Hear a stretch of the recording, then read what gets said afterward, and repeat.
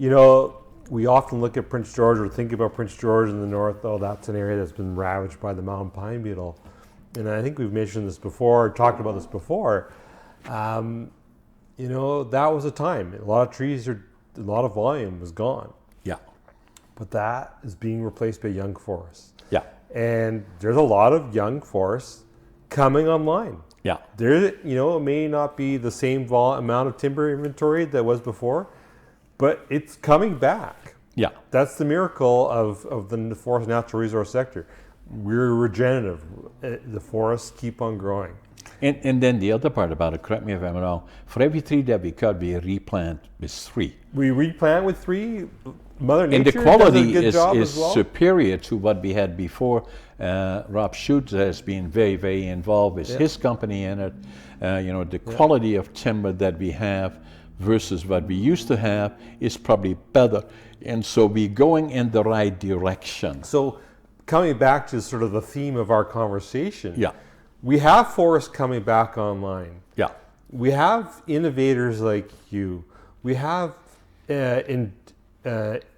Indigenous businesses that want to participate at this time around in this next rotation that they were excluded from in the last time around.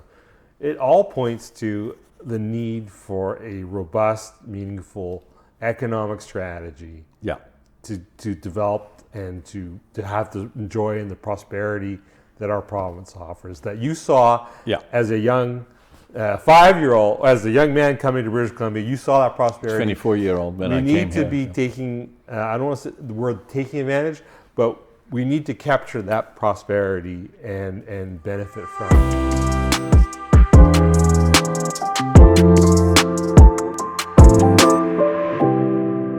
Hello, I'm John Brink and we are podcasting on the Brink from downtown Prince George, and today another special podcast about BC forest industry and crisis, and beyond that actually, but regardless, that's how we will call it. And we have a special guest today, and his name is David Elstone, who, did I say that correctly, David? Elstone. David Elstone, who is a guest that has been on my show a number of times. And David, very interesting person. He is a registered professional forester, operates from Vancouver, British Columbia mainly, and is a registered professional forester, as I said. He has been in the business for about 25 years. He is doing a number of things. He is a graduated in business administration from the Simon Fraser University, a Bachelor of Science from UBC, and he also produces a document, and I'm going to show this to you, is View from the Stump, and this is the actual document, and it comes out, what would you say, quarterly? 8 times a year. 8 times a year. 8 times a year. And it's a very, very good document. A lot of people in the industry are reading it. It's commentary, and it has a lot of stats in it, not only as it relates to BC or Canada, but also from a broader perspective. And we'll be talking about that as well. So, David, welcome to the show. Hey, thanks for having me. Now, it's an interesting day today because it is the 2nd of April 2025. As we speak, President Donald Trump is making his announcement on tariffs on a global basis, and we have been listening to it. It started about a half an hour ago, and he's still in the process of delivering it, or maybe it's finished now. And obviously where we are most interested in, how did it affect Canada? And correct me if I'm wrong, so far he has not mentioned Canada, other than there is a whole list of tariffs, including Europe actually, EU 20%, and then 34% for China, and on and on and on, a whole list of them. But with Canada, it could potentially fall into an all others, if you wish. and that would be 10%. But then the other part is that there is an agreement in place signed by Donald Trump when he was president, is one term, and 2018 as an agreement between Mexico, United States, and Canada that he called the best one ever, that not included tariffs of any description. And literally about 15 minutes ago, he just called it the worst agreement ever in his speech in the Rose Garden. So amazing, eh? It's just. So we still don't know at this point if there is or is not a tariff based on Canada. So it can be anywhere from 0 to 25 or whatever it is at this point, but we still don't know, which is extremely troubling, because the whole thing about tariffs in particular is that, and the same applies to duties for that matter, is you don't know what they are going to do next. That is the modus operandi of Donald Trump. You don't know what he's going to do next, what his next move is. Perhaps he doesn't know what his next move is. Definitely, he plays a game of whatever the opportunity arises in the moment is what happens next. And impulsive, right? Impulsive. It's I think as much as Donald Trump likes to talk about himself, I think that guy, they should study his DNA, because the amount of stress that not only imposes on the world, but the amount of stress he's undertaken, the amount of court cases, the amount of running the presidential election campaigns, running the presidency, he has the fortitude of a superhuman. And I don't want to call him a superhuman, even though he likes to do that, but my gosh, he can handle stress. But he creates a lot of chaos for everyone. But he always has done that, as I understand it. And I kind of followed him somewhat, but not a lot, because why would I? But now it's different. But, that some people do that, and then it becomes a way of their life, because he challenges everything. But he's not keeling over from a heart attack. I think you should have him on this podcast. I mean, what a great opportunity. I would love to. I think this should be a call out to have the president come and sit with you here in beautiful Prince George, blue sky like this. I mean, why wouldn't you want to? Or at a minimum, do it virtual. Do it virtually. I mean, so that's easy. He can sit in his office, and whatever he wants to do is, I'm fine with it. But the implications of the talk of tariffs, trying to interpret, they are supposed to have been released or know what his decision was today, being Liberation Day, April 2nd, on what the tariffs are going to be. The early news reports are really, unfortunately and not surprisingly, they're very unclear. Is it 0%, 10%, 25%? We won't know until the executive order actually comes out and we can read it. And hopefully that will provide that clarity. But my understanding is that after his long rambling about it in the Rose Garden or whatever it is, he will sign it in his office, and then it will become available hopefully in the next hour. That will be the executive order. The troubling part here, David, is that so many people are adversely affected by that, and we have a lot of friends on both sides of the border. I've been here in the forest industry for 60 years in the Prince George region, have my company, Brink Forest Products, and then the other companies that we have, the Brink group of companies, for the last 50 years. And we have a lot of employees that will be directly or indirectly affected by all of that. And then the same applies to the other side of the border, because it is already obvious that if they will apply the duties, there will be reversals coming from the other side. Reciprocal, yes. Reciprocal duties applied by others, which will mean that it becomes, as most people know that have any understanding of how economics work, at the end of the day, it is not, but with all due respect, Donald Trump suggests that it will raise $6 trillion in revenue. No, it will not, because that at the end of the day, the buyers will pay the tariff. It's a $6 trillion tax on the American people. That's what it is. That's in fact what it is. Yeah. And so, and then add to that a lot of companies that will be affected by it on both sides of the border and other places will be destroyed in the process. One thing I don't think a lot of Americans are thinking about, and I don't want to speak for Americans, but one thing that I think that some in the industry south of the border that are either in the lumber business or timberland owners that are excited about the prospect of higher prices is that these are artificially high prices, and lumber, when it gets in these conditions, will become volatile, the prices will be high. But what they may be cheering on in hopes of better returns, they may be unwittingly cheering on their own demise, simply because if lumber becomes too costly, too pricey, too volatile of a product, it will open the door to steel and concrete. So we have, in North America, we have the Softwood Lumber Board that came out of the 2006 Softwood Lumber Agreement, which you know all about. Yeah.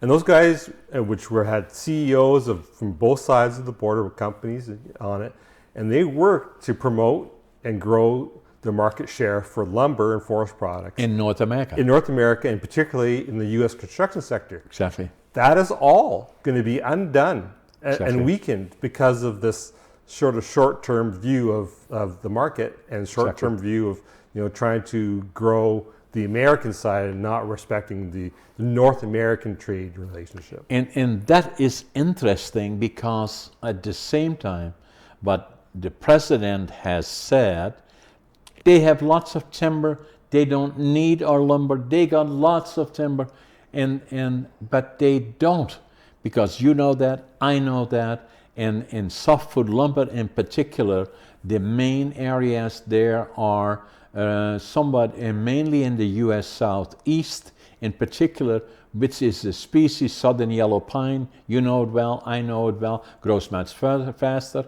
It's on the old cotton fields. I usually say you have to drill it before you nail it.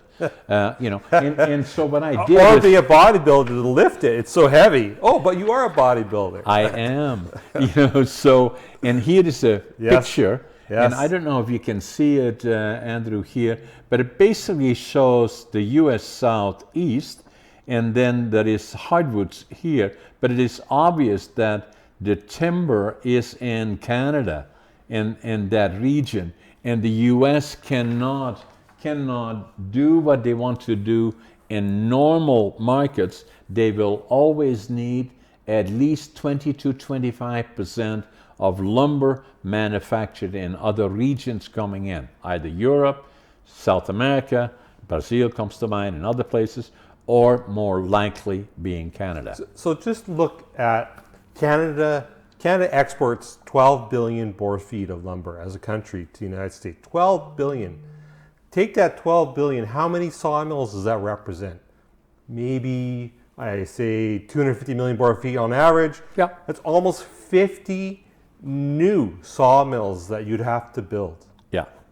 Fit to replace Canada if you're going to shut off Canada. But how are you going to support it? Where is the timber? Where is the timber is not there in the States. Where are the people that are going to design and build these things? Where are the people going to operate these things?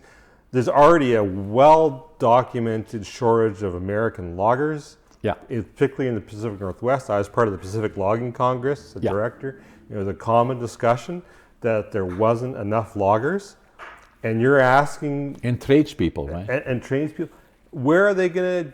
Just on that argument alone, it's just not a realistic timeline. And it's not sustainable for us, right? Because even there, it's not that like the U.S. Southeast, where 40 years southern yellow pine, on the old cotton fields, you can maybe grow it to making it usable for manufacturing into dimension lumber in maybe 40 years or so, between 30 and 50 likely, or somewhere around there. And there just is not that kind of ability to do that anywhere else. So, and what are you going to do if anytime you build a sawmill, and that will do 250 million board feet annually, you're looking at between 150 and 200 million dollars. Yeah, so we're talking maybe $7-10 billion worth of U.S. dollars in terms of investment. But it's interesting. Bring it back here to Prince George in BC. We kind of experienced a little bit of the same thing. Think about early 2000s. What was happening in our forests in early 2000s? We had the mountain pine beetle. Correct. And we had a lot of dead trees. Yeah. And we knew there would be a lot of more dead trees coming in terms of dead pine. Yeah. 54% of the merchantable pine in this province died over the course of about 15 years through the mountain pine epidemic. And the province and industry recognized that there would have to be a massive salvage operation to capture that economic value. Yeah.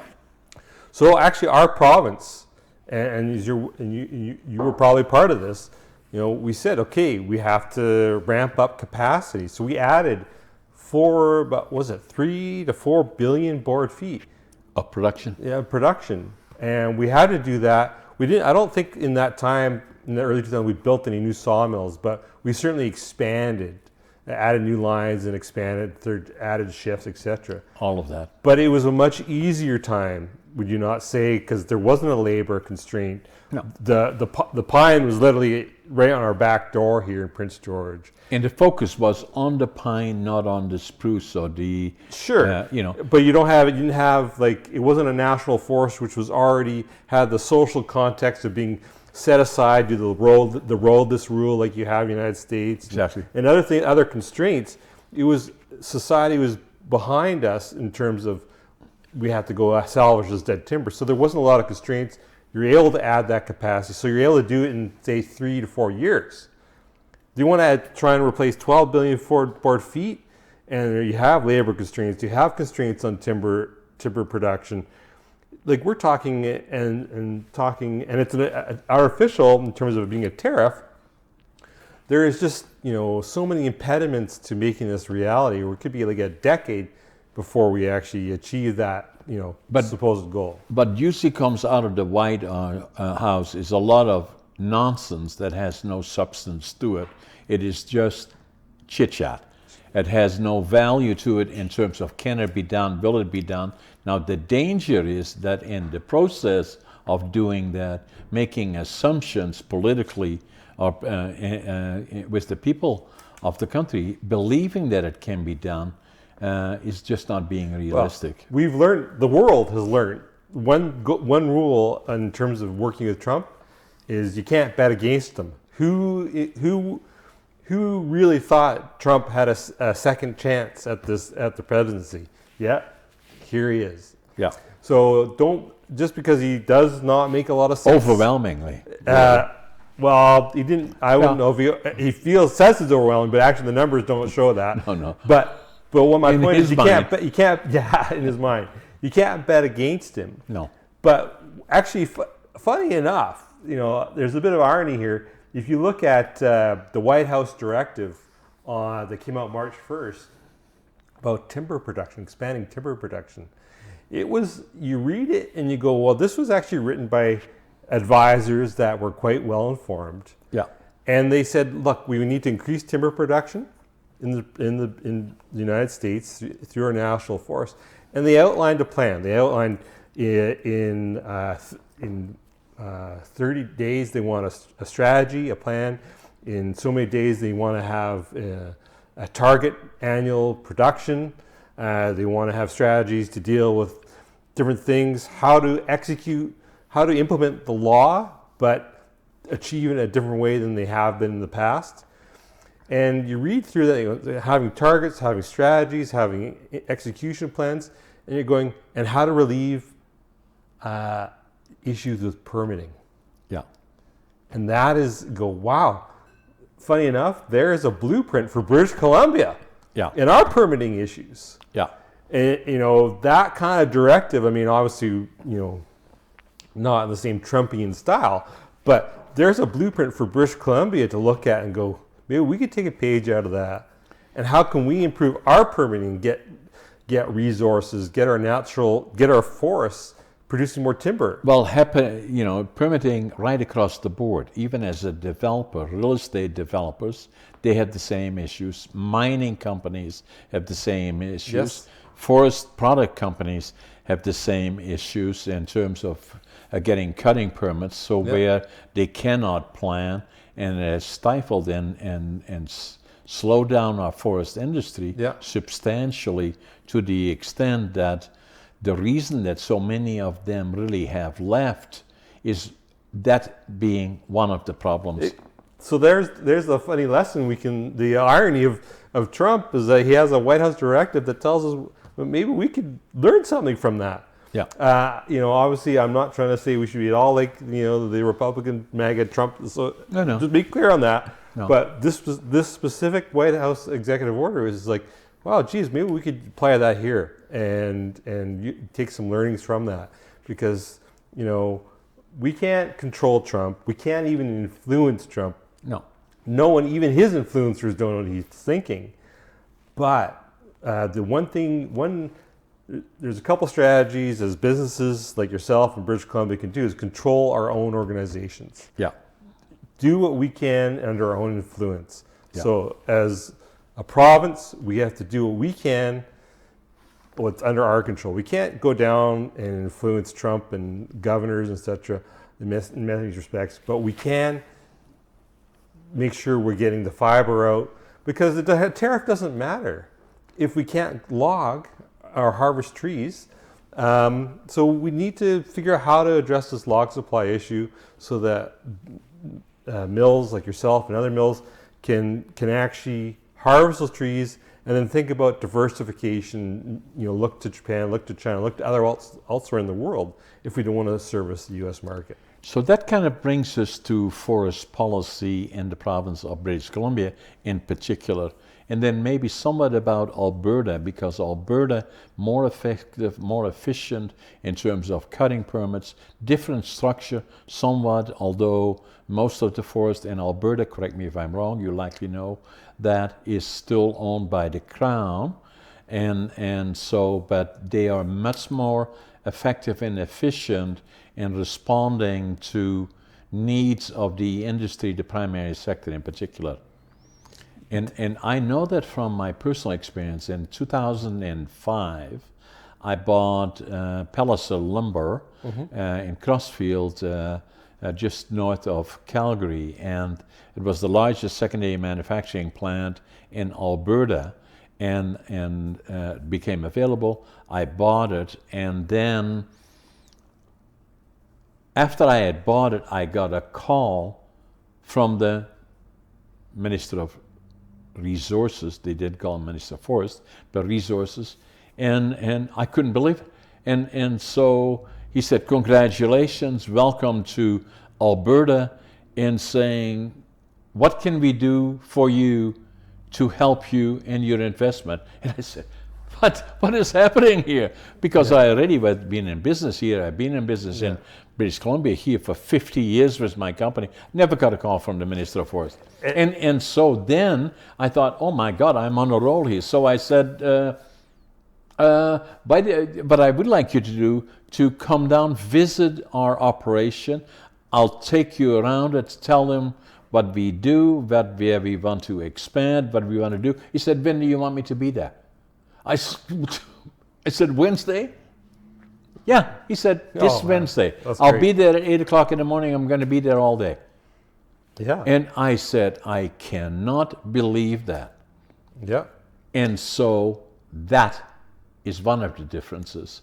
And so where with all due respect to, our province, it's a beautiful province. I love British Columbia. I think it's paradise, probably one of the most beautiful places on earth.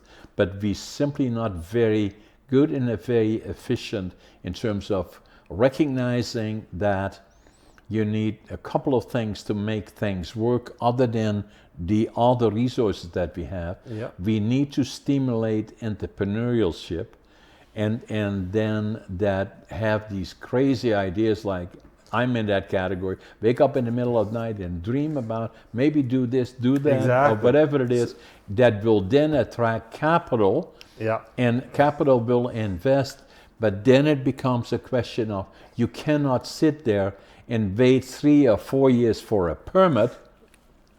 Yes. Then very quickly capital will leave and they will say, that's not a good place to invest. So you know how you do that? You develop a realistic economic strategy. An economic strategy that, looks at the broad landscape, looks at what we have for natural resources, looks at our relationships with First Nations, look at what our society wants, but have an economic strategy that says this is what we can do, and it has meaningful and realistic milestones and timelines to achieve. Now, and I agree with you.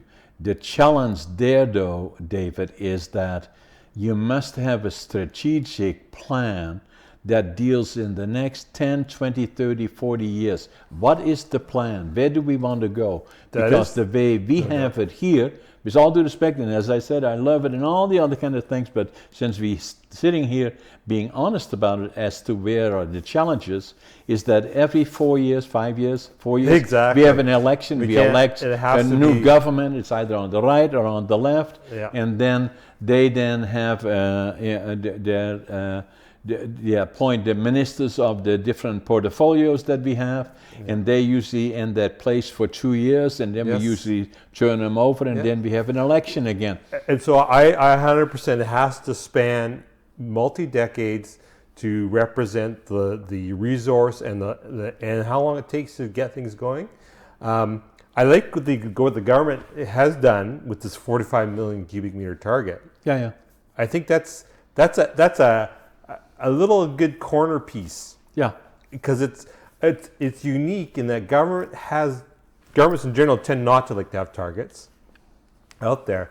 But I think we need to have more stuff, more action items like that built together to create that strategy. And I think the 45 million cubic meter target that the NDP committed to in their platform and in the mandate letters is a good move forward. But how can we get all government parties that are in place agree to a strategic plan going forward, regardless as who is in power? Because if this, even with the target that he announced here last week or so at the Truck Loggers Convention or Association annual meeting, is saying that how can the next government is coming in, if it is Reflight, whatever it is, to change their target again? We need something that goes beyond that. Is that we have to look at 20, 40, 60 years forward and saying that is the strategic plan. That's where we are going. Now you can go to the world, to capital entrepreneurship, and saying this is the plan. As it deals with First Nations, we know already where they will be. About 20% of the AAC will be designated, is now 19 point something percent, but it will be 20%. They likely want to get a lot more than that. The question then becomes is that, okay, how will that affect?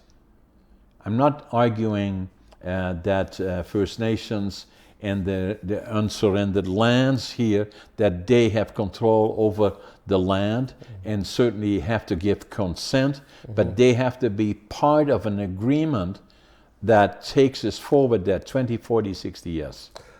You've brought up a challenge, like the political change that happens in our provincial politics is problematic. But to address this issue, how do you create a strategy that spans the decades, not just to the next election? I think that somehow, and I don't have the complete answers, but somehow it has to be based on not the political party and their ideals. No. It has to be on the local population, and of course the local Indigenous population and the local businesses and the people, and then they guide that plan. They look, get all the proper information, try to minimize misinformation, and then we develop a foundation to create an economic strategy, a regional strategy, which then builds up into a provincial strategy. Maybe, David, what I'm simply saying is that if there was ever a time, in all the time that I've been in business here and being in the forest industry in British Columbia for 60 years, and being a member of the Council of Forest Industry, the longest serving director in the Council of Forest Industry, 40 years, and as a deputy chair, if you wish, of the council, I gave up on them, because they, and today it starts their AGM here in Prince George. A lot of people are there, but one of the challenges has been, from my perspective, is that we have too few companies controlling too much of the annual allowable cut, and that then subsequently control organizations like COFI. And so that has been my experience in it, and that's the strategy as we look forward, is that we have to make those changes. Has always been my suggestion to them, even for their own benefit. Add to that, we have to change the industry from what we are doing today. We should not keep making dimension lumber or spaghetti for the North American market and then push it down there if they want it or not. And so, but with the beautiful forest that we have, the most beautiful timber that we can manufacture and lumber products for a lot of, we have to do more value-added manufacturing. I've been an advocate of that for the last 50, 60 years and still am today. That's the direction. We need to change the industry, and what has been happening is organizations, with all due respect, COFI and the BC Lumber Trade Council falls in the same category, is that protecting the status quo, and I think we have to get beyond that. I think I look at the lemonade that's coming out of the sourness of with our relationship with the United States, and you got to go. If this wasn't ever the motivating time to create an economic strategy, to figure out a long-term diversified strategy, then what would be? Because and that's the point that I'm making. It is, if not now, under these challenging circumstances, if we do not address that today in these circumstances and have the leadership, both federally, provincially, have that leadership, then in that vision, then when, and if not them, then who? But if not now, there will never again be a challenge like this. It was Macmillan Boudel, H.R. Macmillan, who was, a lot of people don't know that, but the first provincial forester was H.R. Macmillan. He was only 27 years old when he became the forester of British Columbia. He then, in 1955, he made the statement is that, that if we are not changing direction, more and more of the forest will be controlled by a few companies, and that's not good for us, the people, not for the industry, and for the forest in general. Things come, things happen, intentionally or not, but over time things shift, and so the rise of Macmillan Boudel, etc., happened during a time when we were developing and growing our resource, and that made a lot of sense to have big companies. They had the resources, the capital to do that, and they invested. And rightly or wrong, we've had the companies come and grow their businesses, and we've benefited. Prince George has benefited, and all our towns. I think now, when our values are changing or are expanding, you look at what you're talking about is already happening. When I look at First Nations and Indigenous control of forest tenure, 10 years ago it was literally probably under 10% of the tenure. Now it's 20%, and a lot of that is partly because the government had a vision for that. Partly it's because of some of the legislation and policy that's out there. And a lot of companies are recognizing that as well. And UNDRIP, right? And UNDRIP. So you see a lot, I think you're seeing that. You're seeing a lot of companies now develop partnerships with First Nations. And so that tenure is shifting. And that control and how the forests are going to be managed will be much more greatly influenced by Indigenous values. And I always say that, even that industry can't exist without Indigenous values, and industry can't exist without conservation values. And when I say conservation values, it may not be your traditional Greenpeace perspective. I'm talking about looking after our forests from a resiliency or a wildfire perspective.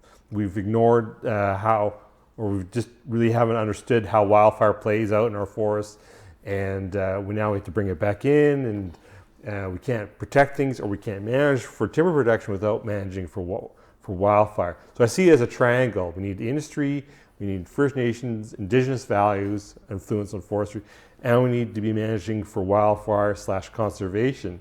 And that will be should be a core foundation for us to go out and manage our forests and look after our industry and look after our society.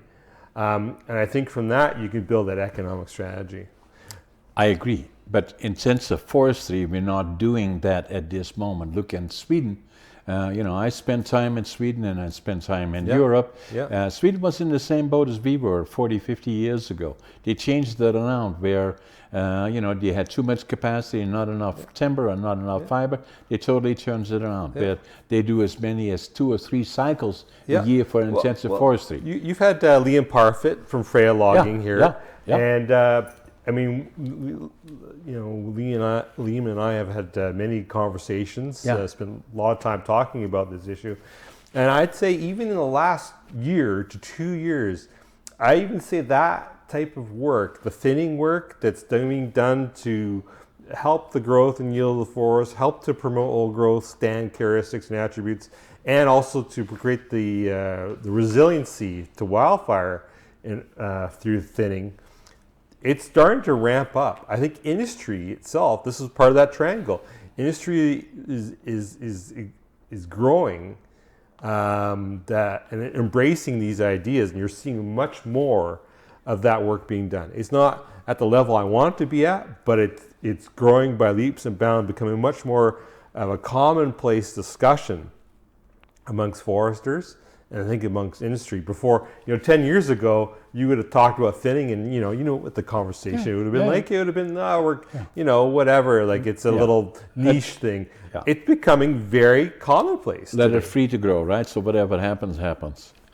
So it's changing. It is changing. Yeah, we're not there yet, but we're getting there. And we I think it's exciting. The other part about it, David, that is somewhat troubling, the AAC that I look at, and although the objectives of this company, of this government, is to have it go to about 43 million cubic meters, 45. 45 harvest, not AAC. No, 45 harvested. Yeah. AAC likely be substantially higher. Is close to 50 right now, I believe. It's about. I think it's around just over 55 to 60. Yeah. So the 45 being harvested is that, I still see that of the AAC that we have, that a lot of it is controlled, up to 20 million cubic meters is controlled by 4 or 5 companies.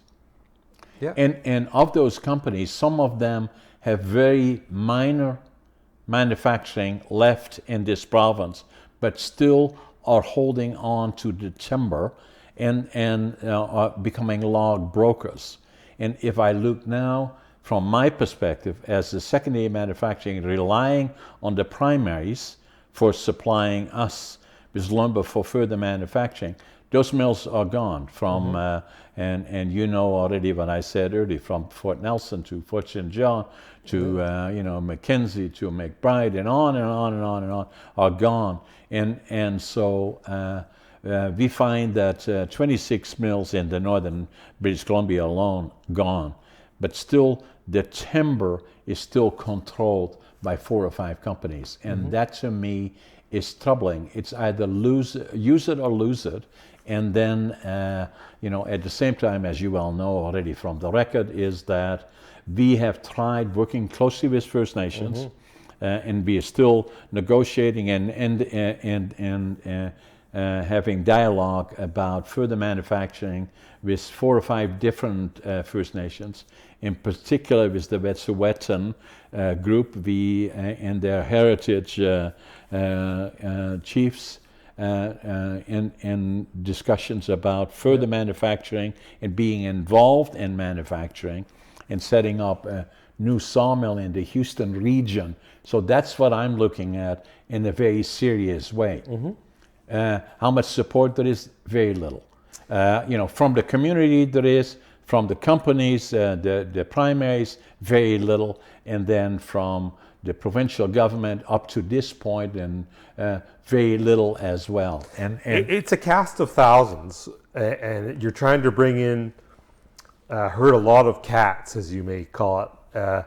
It's not an impossible challenge, but I definitely imagine it would be a very large challenge because there's so many people, organizations that. But we have close relationship with First Nations. Yeah. And in a serious way. So the other players involved that make a decision on, we go in that direction, would be the people that control that timber now, although they're not doing anything manufacturing with it, in the provincial government, and the rest of the public supports it.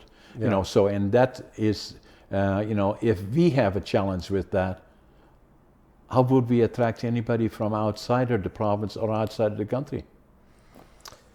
Well, how do we, with all the resources that we have, how do we attract somebody and saying, hey guys, invest here, because probably one that is very public about it is me. Media is to us very, very important. I podcast around the world, and obviously has knowledge of the industry around the world, and but how do we convince somebody that this is the place to invest? And so what we see now, we see a graveyard of mills that have been shut down or partially dismantled, sold to the there's not much value to it. I think you start small. How do we find investment? I think with what you're trying to do is you start small. How do you eat an elephant? You eat it one bite size at a time. And I think there's a lot of doubt. I think there's a lot of, perhaps skepticism. So you try and demonstrate, as most startup companies might do, a pilot project. They have to start off with something that's manageable, demonstrate, prove it. Once you have evidence and demonstrate you have relationships and these are happening, I think it becomes harder to deny and harder to reject what you're Interesting doing. part about it. How many years you need? I've been doing this for 50 years. Is that not long enough? Oh, No, I'm just being funny about it, David. I'm just a little sapling compared to the old growth that's sitting in front of me here, of course. So what I've seen so far is I love Canada. So we were liberated, and next week I'm celebrating, and because on April the 12th, 1945, we were liberated by the Canadians. And I was born in the northeastern part of Holland during the war years, and it was tough go. Saw far too much that we should not have seen, and then as a result, PTSD and a child and all of those kind of things.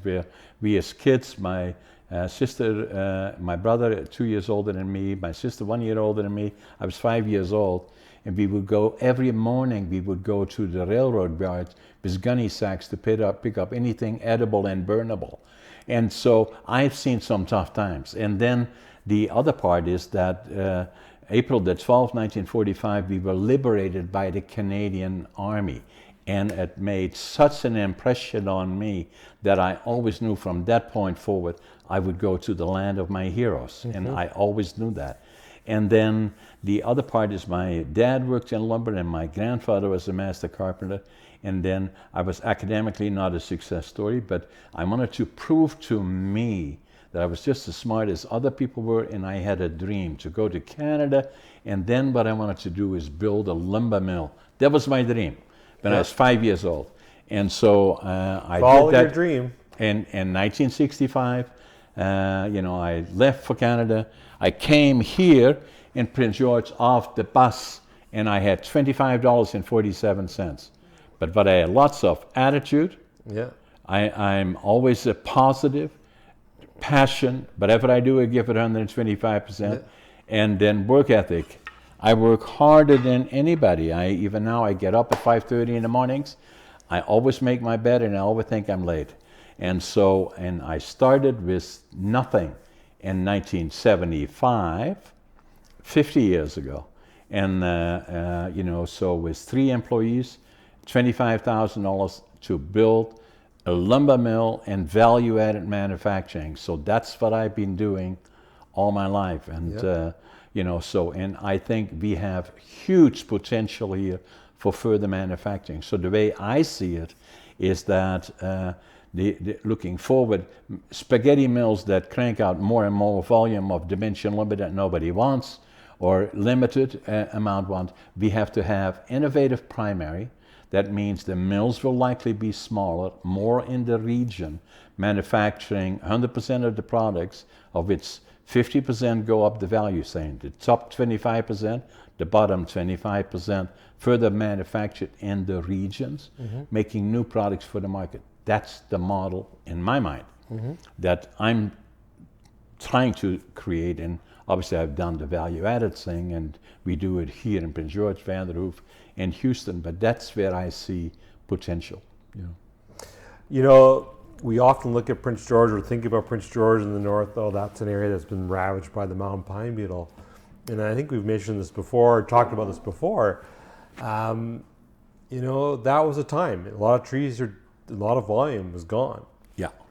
But that is being replaced by young forests. Yeah. And there's a lot of young forests coming online. Yeah. It may not be the same amount of timber inventory that was before, but it's coming back. Yeah. That's the miracle of the forest natural resource sector. We're regenerative. The forests keep on growing. And then the other part about it, correct me if I'm wrong, for every tree that we cut, we replant with 3. We replant with 3. Mother Nature and the quality does a good job is as well. superior to what we had before. Rob Schutz has been very, very involved with his company in it. The quality of timber that we have versus what we used to have is probably better. And so we're going in the right direction. So coming back to sort of the theme of our conversation, yeah, we have forests coming back online. Yeah. We have innovators like you. We have Indigenous businesses that want to participate this time around in this next rotation that they were excluded from in the last time around.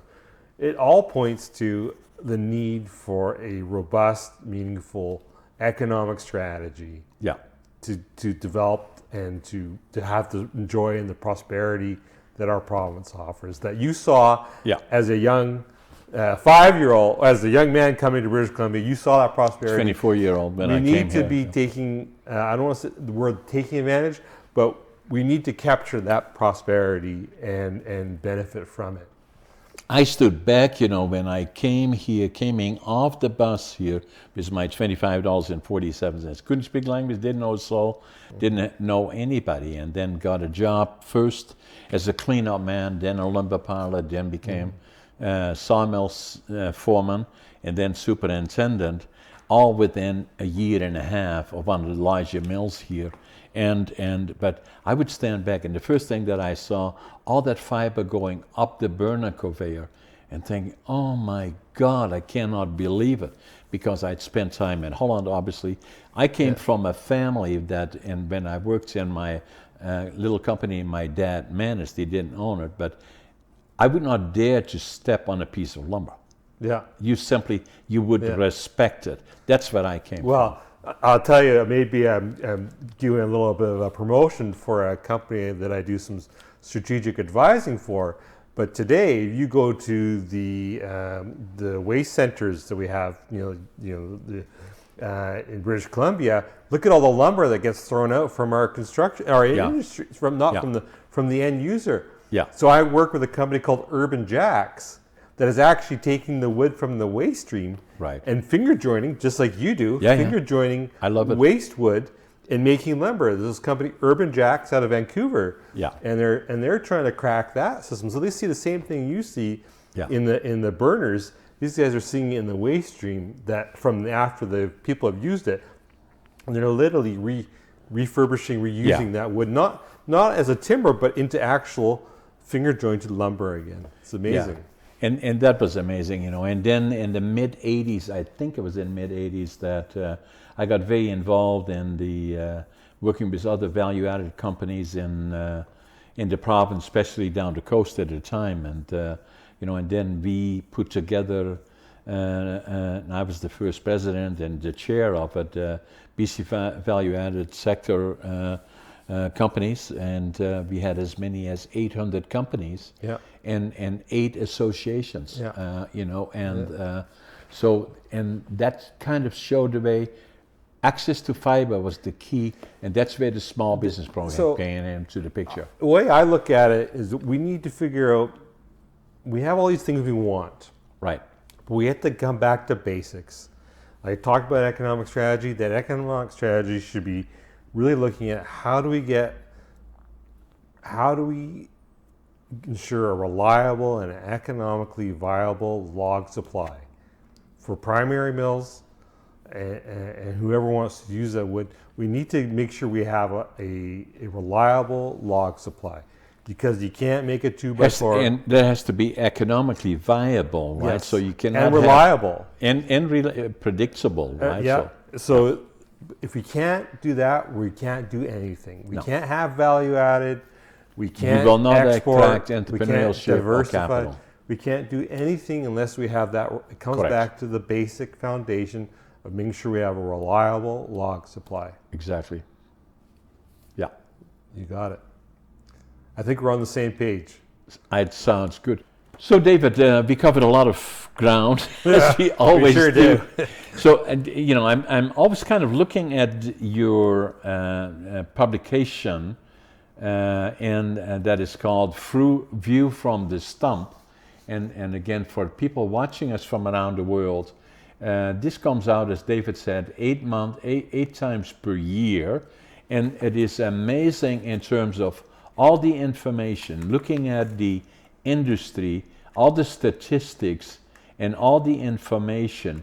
It is a document that a lot of people in the industry look forward to and rely on in terms of the decisions they make, in terms of their operations in British Columbia, but also for others that do business with us. So explain a little bit more about us.